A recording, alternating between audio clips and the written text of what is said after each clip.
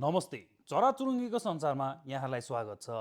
आज मार्च 20 तारिक अर्थात् विश्व भङ्गेरा दिवस र भङ्गेरा दिवसको अवसर पारेर चाहिँ भङ्गेराबारे एउटा सानो भिडियो बनाउँ भनेर लागेको छु म आज। र त्यो भन्दै गर्दा सबैभन्दा पहिला चाहिँ सुरु गरौँ संसारमा कति प्रजातिका भङ्गेरा पाइन्छन् भनेर हैन। त्यो पनि भन्दा नि अगाडि चाहिँ के भनेर सुरु गर्नुपर्छ भने संसारमा भङ्गेराहरूलाई चाहिँ पुरानो विश्व भङ्गेरा र नयाँ विश्व भङ्गेरा अथवा ओल्ड वर्ल्ड स्प्यारो र न्यू वर्ल्ड स्प्यारो भनेर छुट्याइएको छ।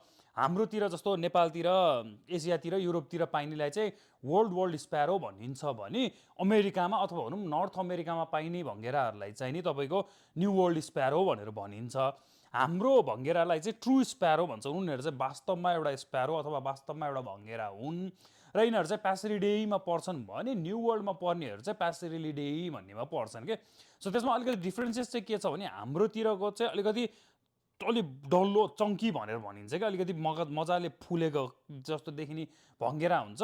चुच्चो पनि अलिकति मजाले ठुलो बाक्लो खालको सिडहरू खाने टाइपको हुन्छ भने अमेरिकामा पाइने भङ्गेराहरूको चाहिँ अलिकति चुच्चो खालको हुन त उनीहरूको पनि तितो चराहरूका जस्तै हुन्छ, तर हाम्रोको भन्दा चाहिँ अलिकति पातला प्रकारकोहरू हुन्छ। मैले यहाँ फोटो पनि हालिदिएको छु होइन। सो त्यस्तो डिफ्रेन्सेस हुन्छ भने हाम्रो धेरै जस्तो हाम्रो क्षेत्रमा पाइने भङ्गेराहरू चाहिँ एटलिस्ट प्यासर जिनसमा पर्ने चाहिँ मानव बस्तीको नजिकैतिर बस्न रमाउने छन् भने यहाँको चाहिँ एक हिसाबले लगभग पूर्ण रूपले जङ्गलमा बस्न रुचाउने खालका भङ्गेरा हुन्छन् होइन।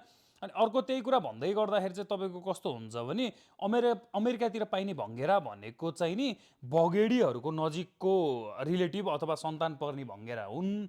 हाम्रोतिर पाइने भङ्गेरा भनेको चाहिँ तोप चरा भनेर सुन्नुभएको होला। तोप चरासँग नजिकैको चराहरू हुन् है। सो हेर्दा उस्तै देखिए पनि यी भङ्गेराहरू चाहिँ नजिकैको नातेदार चाहिँ होइनन्, अलिक परै छुट्टेका हुन्। तर उनीहरूको बानीले गर्दा उनीहरू बस्ने ठाउँहरूले गर्दाखेरि चाहिँ यसलाई चाहिँ कन्भर्जेन्ट इभोल्युसन भनेर भनिन्छ। उनीहरू उस्तै हुँदै गएको हुन्। र त्यही भन्दै गर्दा नेपालमा चाहिँ 3 प्रकारका भङ्गेराहरू पाइन्छन्।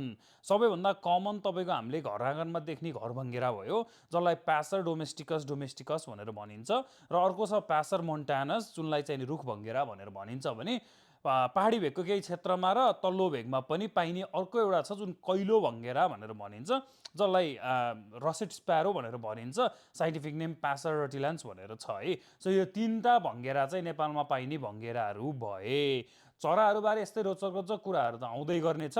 अर्को भिडियोमा चाहिँ म भङ्गेराहरूको महत्त्वबारे र भङ्गेराहरूलाई हामीले कसरी सहयोग गर्न सक्छौँ भन्ने बारेमा कुरा गर्नेछु है त। धेरै धेरै धन्यवाद।